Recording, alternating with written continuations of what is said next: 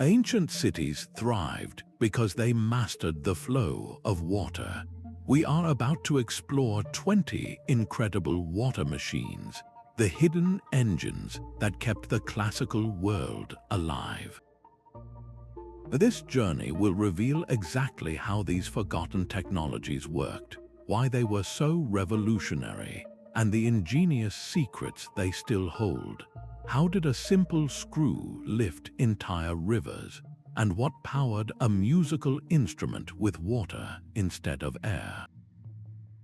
These machines did more than just provide a drink. They built empires, fueled cultures, and shaped the very course of history.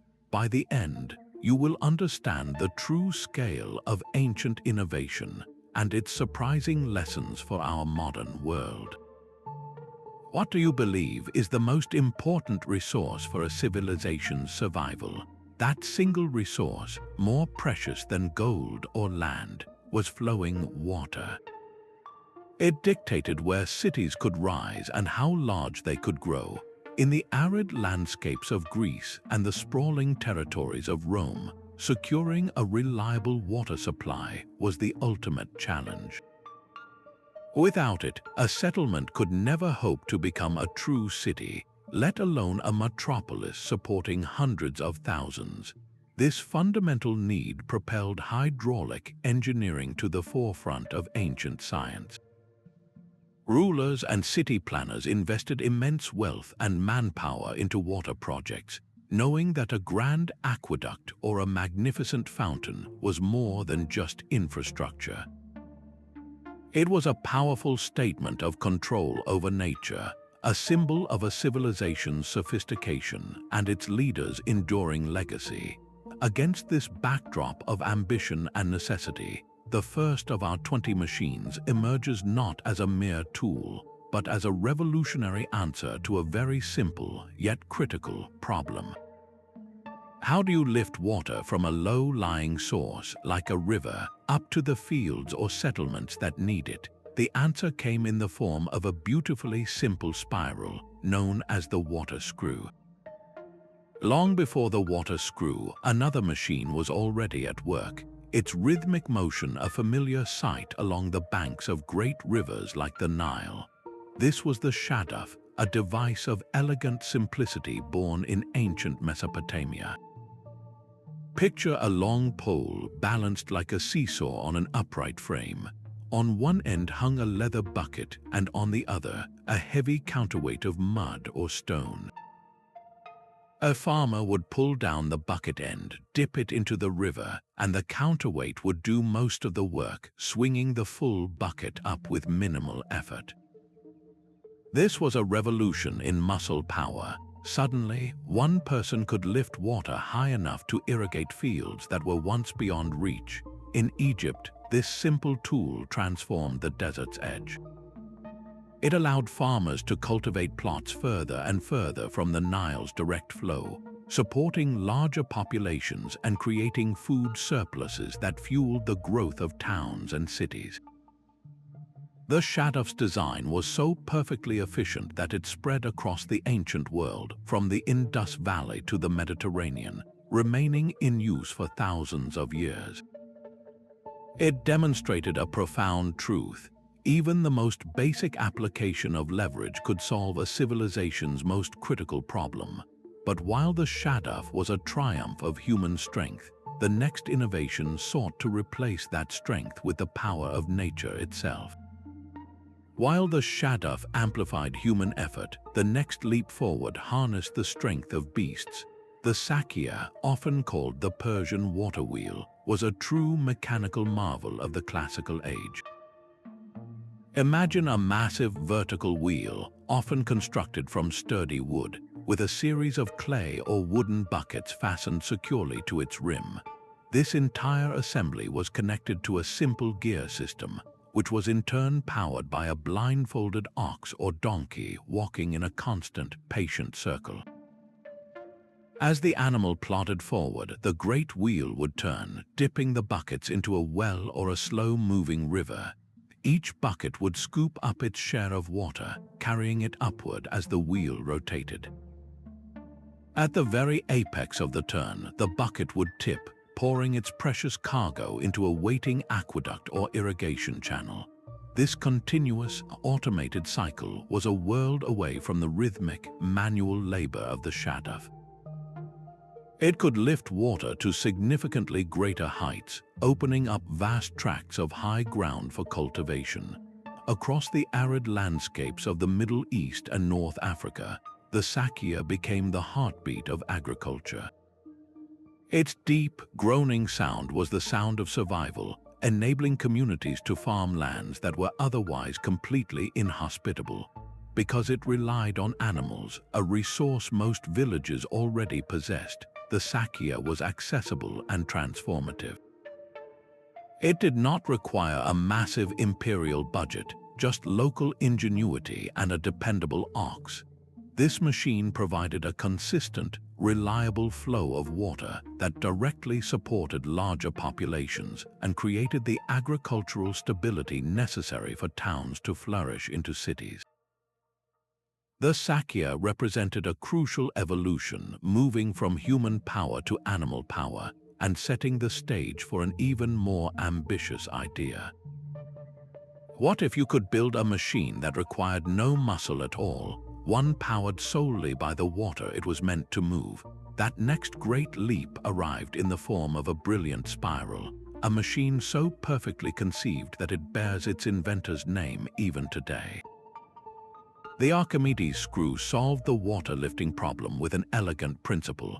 Envision a massive screw, its helical blade snugly fitted inside a long, hollow cylinder. One end of this apparatus was lowered into a water source angled upward. When a person, or sometimes an animal, turned the handle, the entire screw rotated within its casing. With every turn, individual pockets of water were trapped within the spiral threads. The continuous rotation pushed these pockets steadily upward along the screw's length until they poured out from the top into a waiting channel. It was a seamless, non-stop conveyor belt for liquid. The genius of this design was its robustness. It could lift water that was muddy or filled with debris, making it ideal for the most demanding jobs.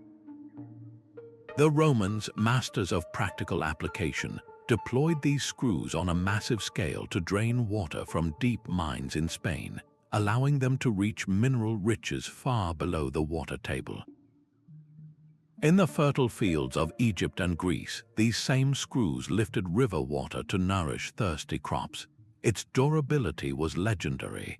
Built from wood, it rarely jammed and was easy to repair, ensuring it remained a cornerstone of water management for centuries. The Archimedes screw stands as a timeless testament to how profound theoretical understanding, when applied to a basic human need, can yield a solution of enduring power. It proved that the most advanced science could be packaged into a simple, accessible tool.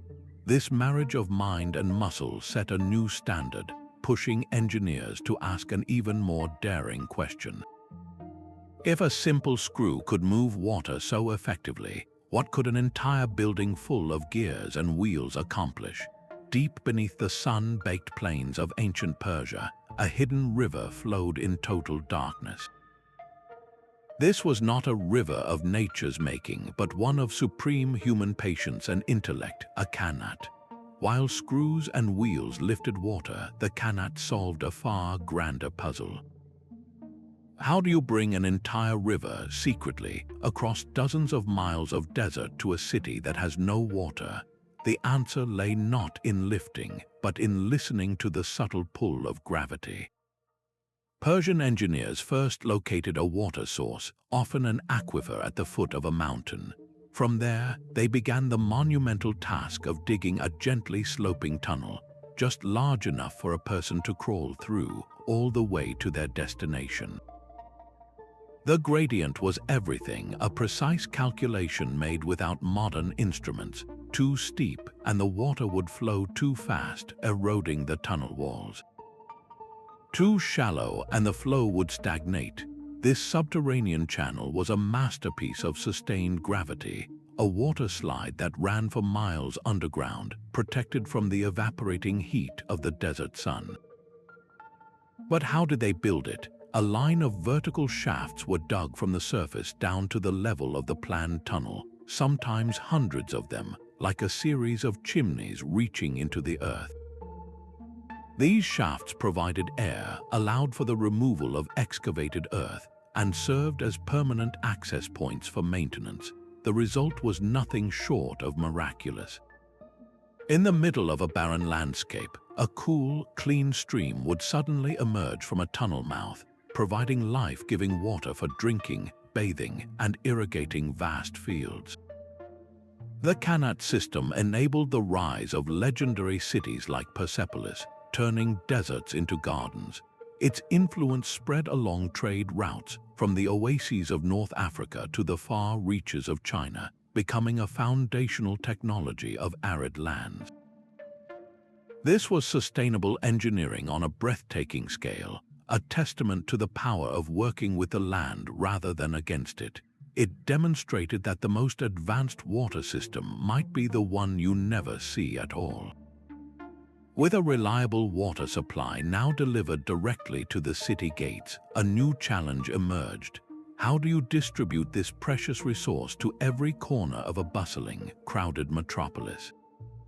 The true challenge began once the water arrived at the city's edge. How could this immense volume be directed, divided, and delivered to every public bath, private villa, and neighborhood fountain? The solution was an architectural marvel that still defines the classical landscape, the Roman aqueduct.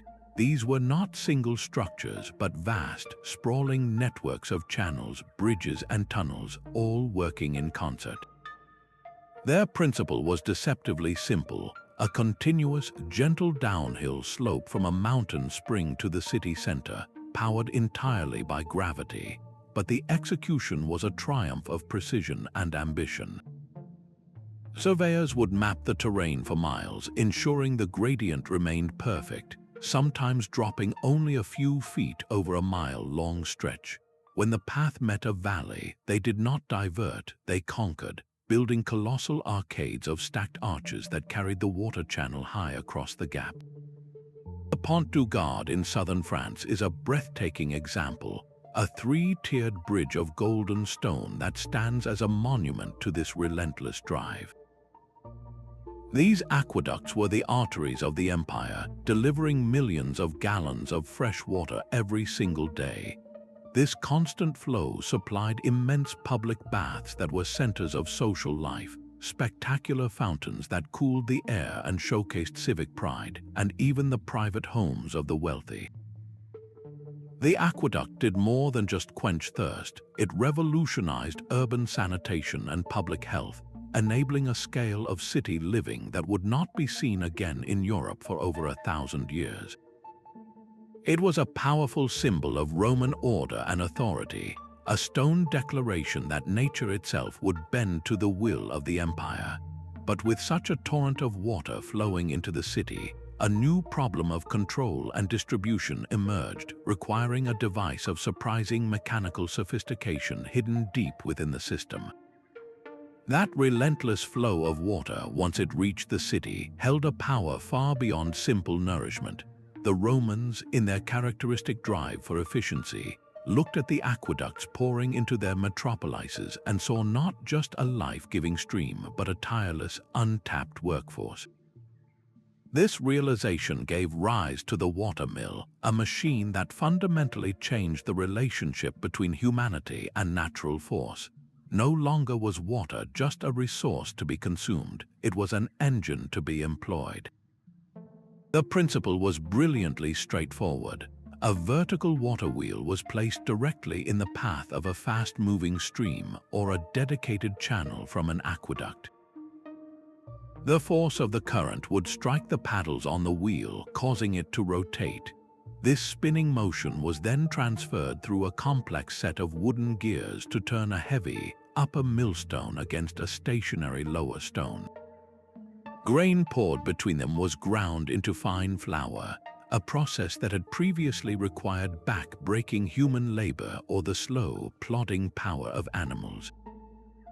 The scale of these operations could be immense. The Barbegal mill complex in southern France used 2 sets of 8 wheels each, cascading down a hillside, all fed by a single aqueduct. It is estimated this industrial site could produce enough flour to feed the entire population of nearby Arles, a city of thousands. This was not just a tool, it was an ancient factory. The watermill's impact rippled through the entire economy. By automating the most labor-intensive step in bread making, it freed up countless hands for other tasks and created a reliable surplus of a staple food. This technological leap supported larger, denser urban populations and allowed for a shift in labor from pure subsistence toward specialized crafts and trades.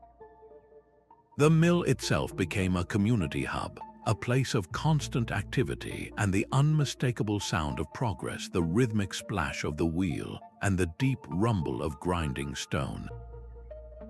It represented a pivotal moment in classical engineering, a shift from using water for survival to harnessing its raw energy for industry.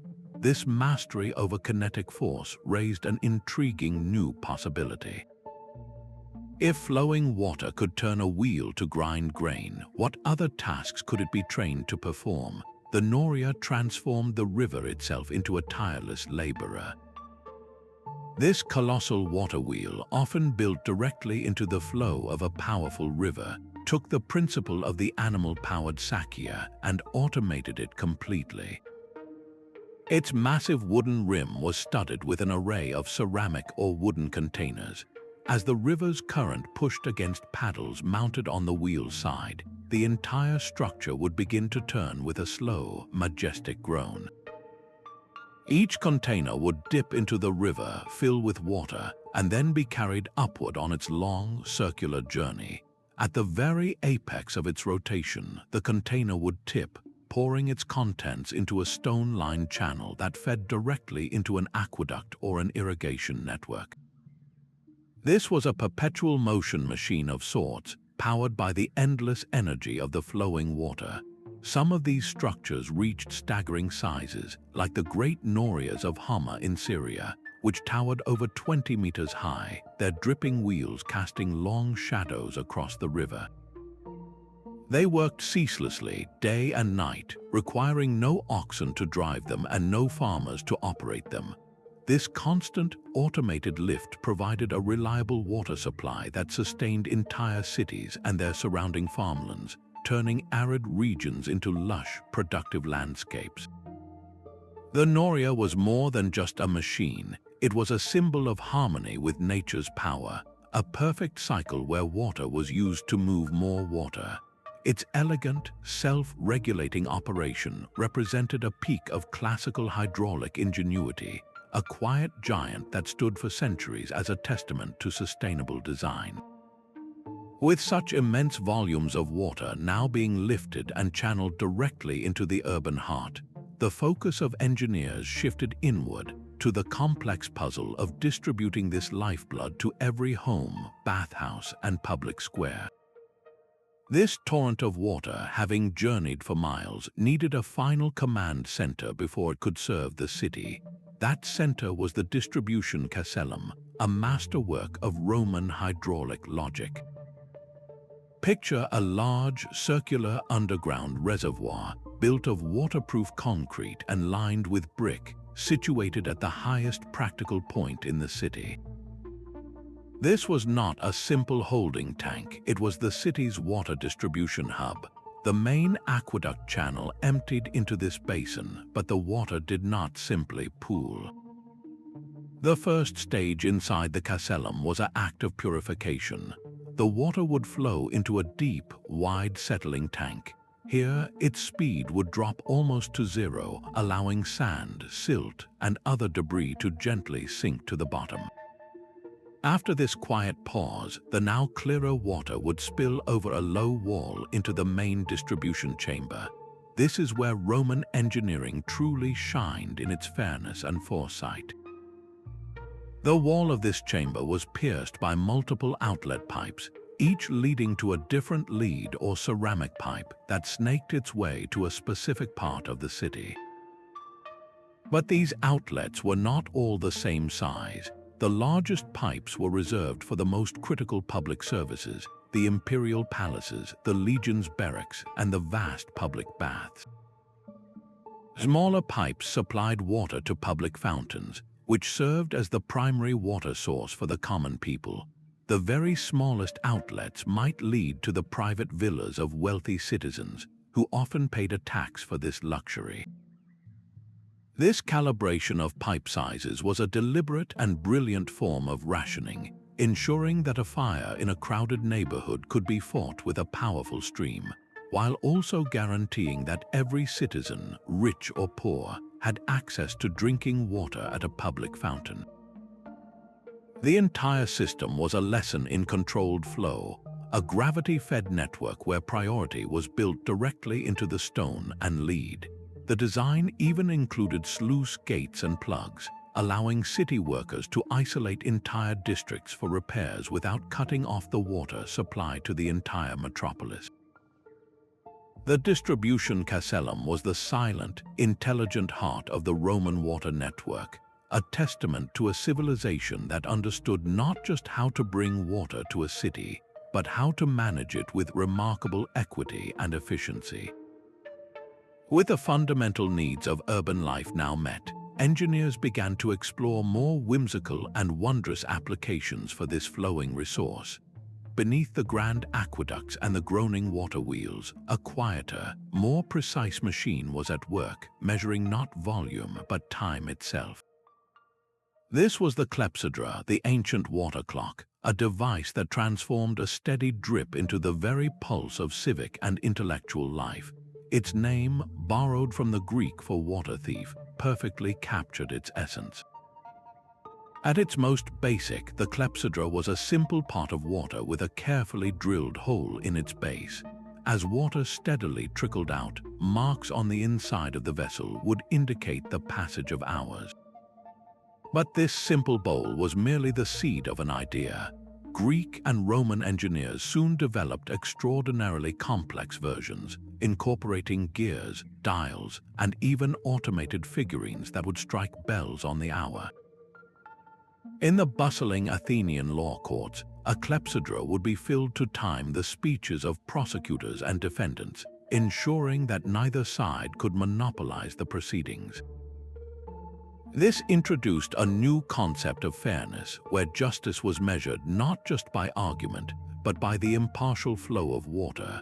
Philosophers used these clocks to structure their debates, and astronomers relied on them to track the movements of celestial bodies through the night, their observations now pinned to a reliable, man-made timeline. The clepsydra represents a profound shift in thinking. It shows that once a civilization had mastered water for its basic survival, it could then harness that same resource for intellectual and cultural advancement. This was not a machine for quenching thirst or grinding grain, but for structuring thought itself, for bringing order to the abstract river of time. Its principles of regulated flow would echo through the centuries, directly inspiring the mechanical clocks of the medieval period and forming a crucial bridge between the world of hydraulics and the emerging science of mechanics. It proved that water could be a tool for the mind as much as for the body, and if water could be used to mark the solemn hours of a court or an observatory, it was only a matter of time before it was directed toward a far more playful and delightful purpose. The same water that measured time and turned millstones also offered the gift of warmth and community on a staggering scale. The Roman Thermae were far more than simple bathhouses. They were monumental water machines dedicated to the refinement of daily life. These sprawling complexes, like the famous baths of Caracalla in Rome, were marvels of hydraulic engineering, requiring a constant, immense flow of water delivered by aqueducts. But the true genius lay in how they manipulated that water. A visit to the baths was a journey through temperature, You would begin in the frigidarium, a chamber with a cold plunge pool to invigorate the senses. Then you move to the tepidarium, a warm room to acclimatize the body. The climax was the coldarium, a hot, steamy room with a large, heated pool. This precise temperature control was the work of the hypocaust, an ingenious underfloor heating system. Furnaces stoked by slaves would heat the air beneath the raised floors and inside hollow walls, turning the entire room into a gentle, radiant oven. The water for the hot pools was often heated in large bronze boilers placed directly over these furnaces before being channeled into the baths. Managing this complex system required a hidden network of lead pipes and bronze valves, allowing attendants to direct hot and cold water to different pools with remarkable precision. But the Thermae were not just about washing, they were the social and cultural hearts of Roman cities. Citizens came here to exercise in the palaestra, to conduct business, to listen to philosophers, and to simply see and be seen. This daily ritual promoted public health and hygiene on an unprecedented scale, fostering a sense of shared civic identity. The existence of such lavish, water-intensive facilities for the general public was a powerful statement, a declaration that the empire's engineering prowess existed to elevate the human experience itself. From these vast, steamy palaces of public life, our focus shifts to the open sea, where another water machine solved a problem of survival for those far from any shore. Out on the open sea, a constant and invisible battle was waged against the ocean itself. Every wooden ship, no matter how well built, would slowly seep, taking on water through its seams. During a storm or after a collision, this seepage could become a flood, threatening to send a vessel and all its precious cargo to the depths. The solution to this relentless danger was the bilge pump, a masterstroke of maritime survival. Early versions were often simple hand-operated piston pumps, essentially a hollow cylinder with a tight-fitting plunger. A sailor would work the handle, creating a vacuum that sucked water up through a pipe from the lowest part of the ship, the bilge, and then force it out through another pipe over the side. It was back-breaking labor, especially in rough weather, but this rhythmic pumping was the sound of a crew fighting for its life. Some ships employed a different design, using a large, handheld Archimedes screw that could be turned by two men to lift water up and out of the hull in a continuous spiral. This was not a machine of luxury or public spectacle. It was a tool of pure necessity.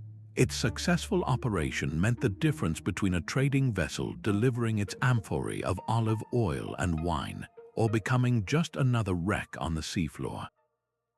The widespread use of these pumps enabled the vast naval operations of Rome and the far-reaching trade voyages of the Greeks, securing the supply lines that fed entire empires. It was hydraulic engineering stripped down to its most urgent purpose, a direct application of simple physics in a space where failure was not an option. This humble pump, echoing the rhythm of a human heartbeat, safeguarded the economic lifeblood of the classical world. Having secured their ships against the sea's fury, these same cultures then turned water toward a purpose that was purely for delight, merging engineering with artistic expression in the most enchanting way. The steady rhythm of the bilge pump gave way to the soaring melody of a hydraulic symphony. A Greek engineer named Ctesibius of Alexandria looked at a column of water and saw the potential for music, creating the Hydraulis, the world's first pipe organ. This was no simple instrument, but a complex machine where water became the invisible conductor of sound. At its heart was a central chamber, partially filled with water, that acted as a pressure regulator. A hand pump or a weighted plunger would force air into this chamber, and the water's constant level maintained a steady, unwavering pressure on that trapped air. When the musician pressed a key on the keyboard, it opened a valve, allowing this pressurized air to rush into a specific pipe, producing a clear, sustained note that a human lung could never hope to match. The genius of the water was its ability to smooth out the pulsations from the air pump, creating a seamless and powerful tone that could fill an entire amphitheater. This instrument became a sensation at public games and religious ceremonies, its powerful voice capable of stirring the emotions of thousands. The Hydraulis stands as a stunning example of water's versatility, transforming from a tool of survival into a medium for pure artistic expression. It required the collaboration of the metalworker, the wood carver, and the musician, a fusion of disciplines that produced one of the ancient world's most sophisticated inventions. Its principles would echo through the great cathedrals of Europe, its watery heart replaced by bellows, but its musical legacy forever secured. This seamless blend of engineering and artistry reveals a civilization at the peak of its creative powers, yet these same inventive minds would soon turn water's force toward a far more defensive and destructive purpose. The same element that nurtured life could also be wielded as an impassable shield. Moats transformed water from a resource into a formidable weapon of defense, a liquid wall that protected entire cities. While not a machine with moving parts, a moat was a masterfully engineered water feature, a deliberate application of hydraulic principles to military strategy. Classical engineers understood that a wide, deep ditch filled with water presented a nearly insurmountable obstacle for besieging armies. It prevented siege towers from being rolled up to the walls and made the dangerous work of undermining the foundations incredibly difficult. The Romans, in particular, were masters of this defensive art, incorporating moats into their legionary forts and city walls across the empire. But the true sophistication lay in the control systems. These were not just static ponds. Engineers would connect them to nearby rivers or even aqueducts through a network of channels, and crucially, they installed sluice gates. These wooden or metal barriers could be raised or lowered to precisely manage the water level. During a prolonged siege, a commander might lower the gates to drain the moat for repairs, or he might do the exact opposite, opening them fully to flood the entire approach to the city, turning the landscape into a treacherous marsh that bogged down enemy troops and equipment. The moat was a dynamic, responsive part of the defensive network. It forced attackers into predictable, narrow channels like fortified bridges where defenders could concentrate their fire. This strategic use of a simple barrier demonstrated a profound tactical insight, leveraging the environment itself as a force multiplier. It showed that water management was not solely about prosperity, but also about power and survival, a theme that would find an even more aggressive and dramatic expression in the next evolution of hydraulic warfare. While a moat presented a wall of water, Roman engineers also mastered the art of making it disappear beneath the earth and rise again.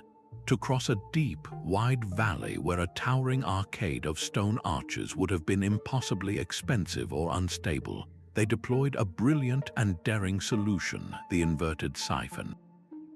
This was not a simple siphon like one might use to empty a fuel tank, but a massive, pressurized pipeline system that harnessed a fundamental law of nature.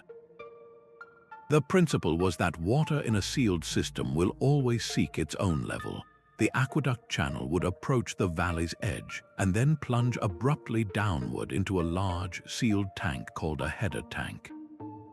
From this tank, a series of strong pipes, often made from lead or reinforced ceramic, would run down the slope across the valley floor and then climb the opposite side.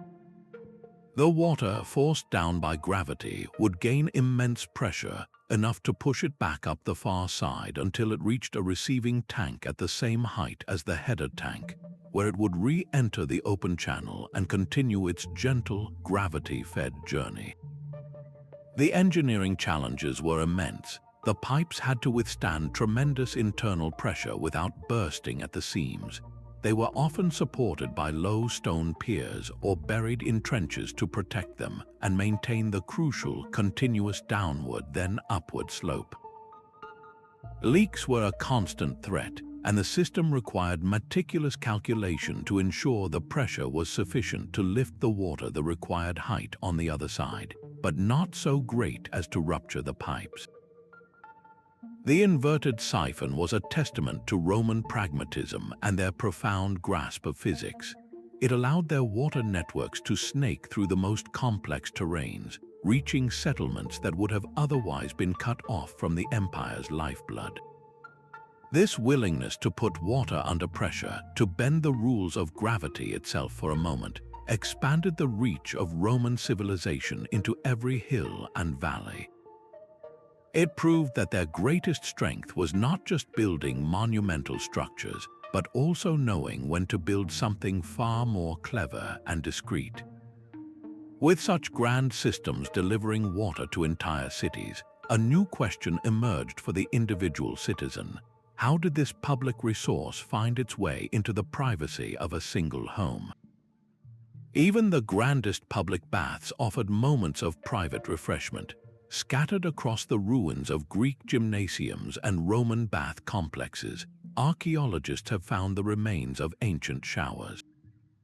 These were not the complex pressurized systems we know today, but marvels of simple efficiency. Imagine a bather standing beneath a terracotta pipe, pulling a chain or cord connected to a pivoting lever. This action would tilt a perforated container overhead, releasing a cascade of cool water stored from a nearby reservoir. The experience was likely brief and bracing, a quick rinse after exercise or a soak in the heated pools, but it represented a profound shift in thinking. Here was hydraulic technology scaled down for a single person's comfort and convenience. This was not about communal soaking or public spectacle, but about individualized cleanliness, a small luxury that reflected the high cultural value these societies placed on personal hygiene. The ancient shower demonstrates that the mastery of water was not solely for monumental imperial projects. It was also for enhancing the rhythm of daily life, bringing the benefits of engineered flow directly to the individual. This intimate application of water technology paved the way for its most expansive use, feeding entire populations not from a city fountain, but from the earth itself. The sheer weight of water became a new kind of problem in the deep, dark world of the mines. While screws could drain shallow tunnels, extracting water from the deepest pits required raw lifting power on an industrial scale. This is where the Treadwheel crane, a giant of classical construction, revealed its surprising versatility. Picture a colossal wooden wheel, often twice the height of a person, with its spokes forming a sort of hamster wheel for human laborers. Men would walk endlessly inside this great wheel, their collective weight and motion turning the axle. This rotational force was transferred through a system of ropes and pulleys, allowing the crane to hoist massive blocks of stone for temples and amphitheaters. But that same awesome power was also directed downward into the earth. In mining operations, these cranes were positioned over deep shafts to lift not stone, but enormous buckets of water, hauled up from flooded tunnels where other pumps failed. It was brutally hard work, a constant, grueling climb against gravity itself, but it was effective. The waterlogged depths of Spanish silver mines, for instance, relied on this human-powered solution to keep their precious veins accessible. The Treadwheel crane embodies a fascinating principle of classical engineering, the idea of a multifunctional machine. A single device, with its core mechanism of a rotating wheel and geared power, could erect a monument to the gods one day and battle a subterranean flood the next. This adaptability was a hallmark of their ingenuity, a refusal to see a machine's purpose as limited to a single task. It was this same spirit of flexible thinking that would soon be applied to one of the most delicate challenges of all, the art of lifting water without a single moving part. A continuous loop of buckets, endlessly climbing, solved the problem of moving water to staggering heights. This was the chain pump, a machine that transformed a simple circular motion into a relentless flow. Its design was a marvel of linked efficiency. A long, looped chain fitted with a series of discs or small buckets was threaded through a narrow wooden or metal tube. One end of this tube was submerged in the water source. When a person turned a crank or an animal pulled a sweep, the entire chain would begin to move, dragging the discs upward through the enclosed tube.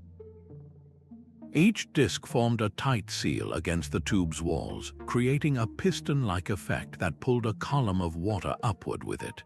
At the top, the chain would loop over a wheel, and the discs would descend empty, ready to begin the cycle again.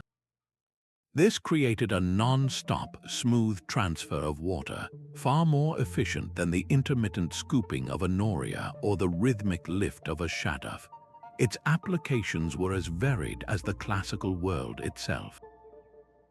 Deep in Roman mines, chain pumps manned by teams of laborers fought a constant battle against flooding, their rhythmic cranking the only sound against the drip of groundwater. On Chinese rice paddies, these same pumps, powered by a farmer's foot or a patient water buffalo, lifted river water to irrigate vast terraced fields, ensuring the food supply for millions.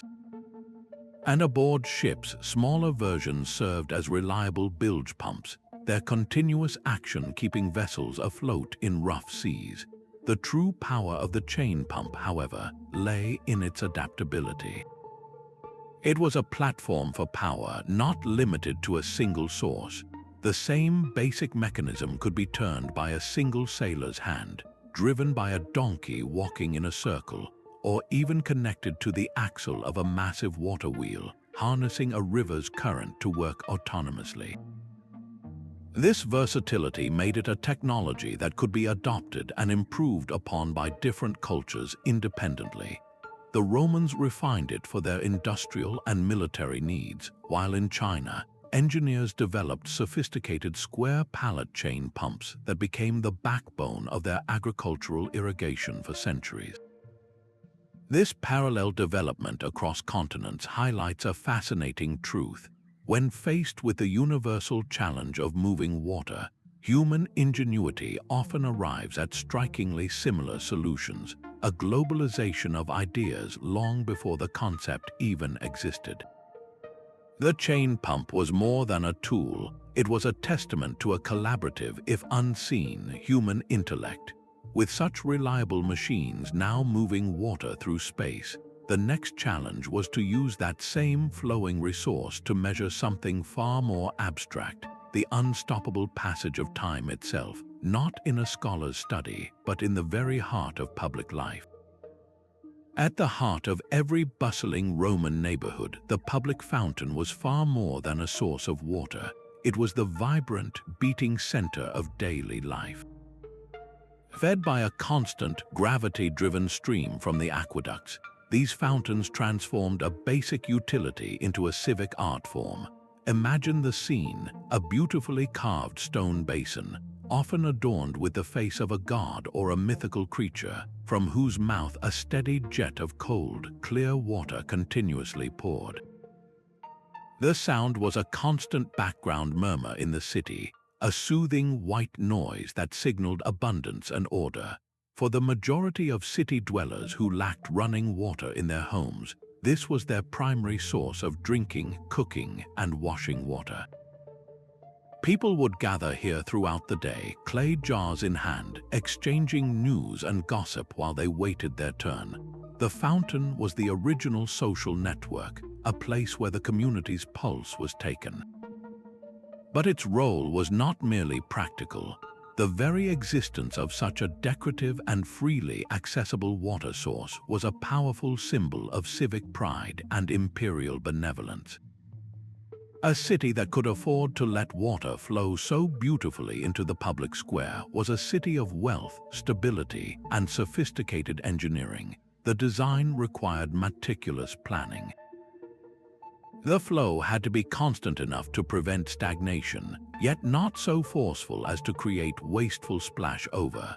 The stone basins were sloped and drained to channel overflow into the city's sewer system, often to flush out public latrines, demonstrating a holistic approach to urban water management where nothing was wasted.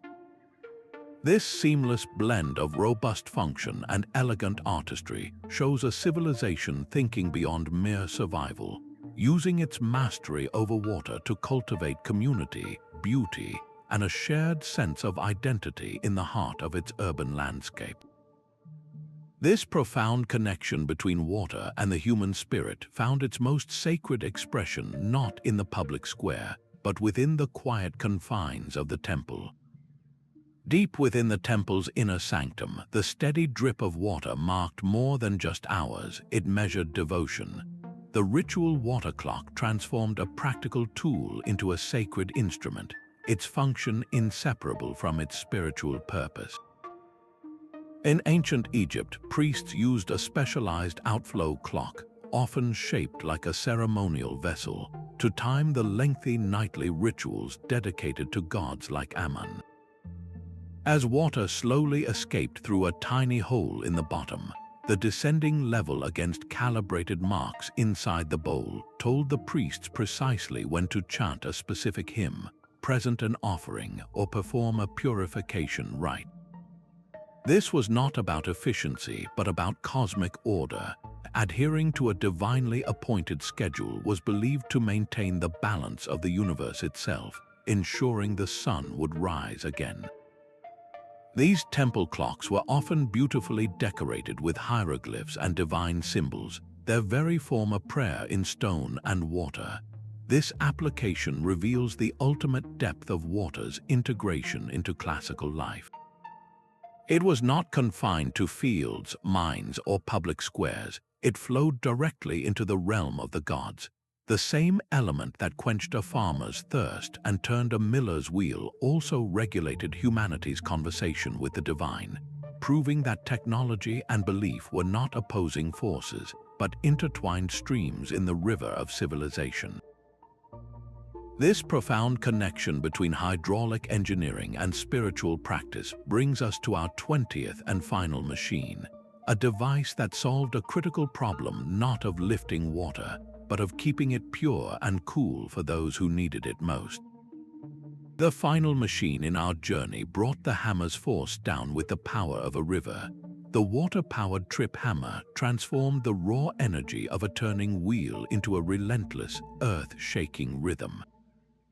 Imagine a massive water wheel, its axle studded with cams or protruding pegs. As the wheel spun, each cam would catch the end of a long, pivoted wooden lever, lifting a heavy stone or metal hammer high into the air. The moment the cam rotated past, the hammer would drop with a thunderous crash, pulverizing whatever lay beneath it, be it metal ore or olives ready for pressing. This was automation on a truly industrial scale. In Roman gold mines, these trip hammers worked ceaselessly, crushing quartz rock to liberate specks of precious metal, a task that would have taken human laborers days to accomplish by hand. In agricultural settings, the same principle was used to crush olives for oil or to full cloth, pounding woven wool to thicken and cleanse it. The rhythmic boom boom boom of these hammers was the sound of mass production in the ancient world, a precursor to the pounding pistons of the Industrial Revolution. It perfectly encapsulates the classical world's innovative spirit, taking a simple, brutal action and finding a way to perform it endlessly, tirelessly, and with inhuman consistency. This was the ultimate application of water's might, not just to move things, but to break them, to process them, to add tangible value to raw materials on a scale never before seen. From the simple lever of the Shaduf to the automated fury of the trip hammer, we have traveled through a hidden history of gears, gravity, and genius.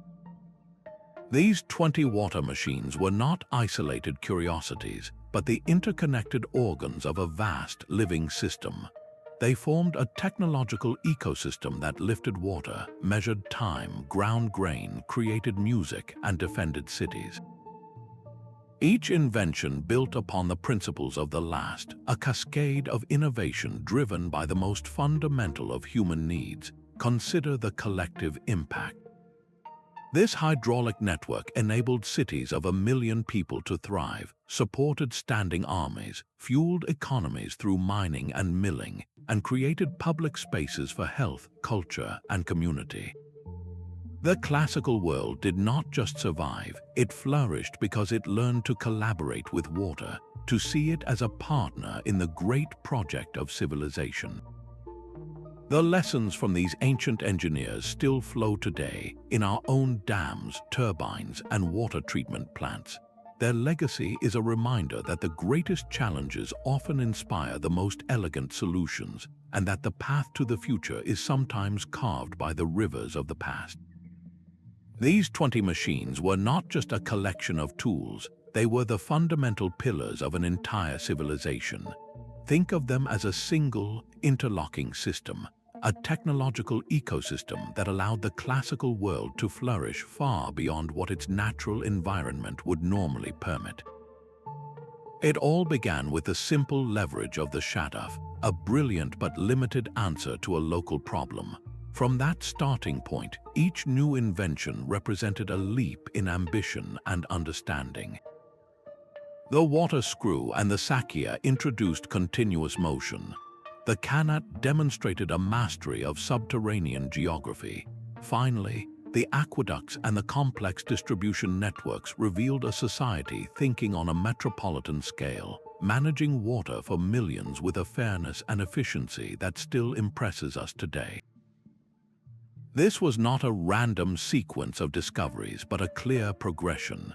It shows a culture learning, building upon each success, and applying its growing knowledge of physics, geology, and logistics to overcome ever greater challenges. The ultimate achievement was not any single machine, but the integrated approach, the way these systems worked in concert. A Qanat might supply a city, whose aqueducts then powered grain mills, whose flour was used to bake bread for the miners who extracted the metals to make the pipes for the next aqueduct. This was a virtuous cycle of innovation and prosperity. We still live in the world they built, the gravity-fed reservoirs that supply our cities, the turbines in our hydroelectric dams, even the very idea of public water utilities, all echo the principles first perfected 2,000 years ago. Their legacy is a powerful reminder that our most pressing modern crises, from water scarcity to sustainable energy, have deep historical roots. The classical engineers did not have our technology, but they possessed a profound creativity and a precise understanding of the natural world. They looked at a river and saw more than water. They saw potential energy, a means of transport, a source of life, and a canvas for art. By studying their solutions, we are not just looking at relics, we are tapping into a wellspring of human ingenuity that has never been more relevant. From the simple lever of the Shaduf to the automated fury of the trip hammer, these 20 water machines formed a technological ecosystem that sustained the classical world. They were not isolated inventions but interconnected organs of a vast, living system, each one building upon the principles of the last in a continuous cascade of innovation. This hydraulic network enabled cities of 1 million people to thrive, supported standing armies, and fueled economies through mining and milling. It created public spaces for health, culture, and community, proving that civilization itself is built on the foundation of managed water. The classical world did not merely survive, it flourished because its engineers learned to collaborate with water, seeing it as a partner in the great project of human progress. As we navigate our own global water challenges today, from scarcity to sustainable distribution, the wisdom of these ancient systems offers profound lessons. Their legacy flows through our modern dams, turbines, and water treatment plants, a reminder that the most elegant solutions often build on timeless principles of gravity, efficiency, and adaptation. I would love to hear which of these ancient machines you find most inspiring for our modern world. Share your thoughts in the comments below. If you enjoyed this journey through hydraulic history, subscribe for more explorations of the ingenuity that shaped our past. Thank you for watching, and may we continue to learn from the flowing wisdom of the classics.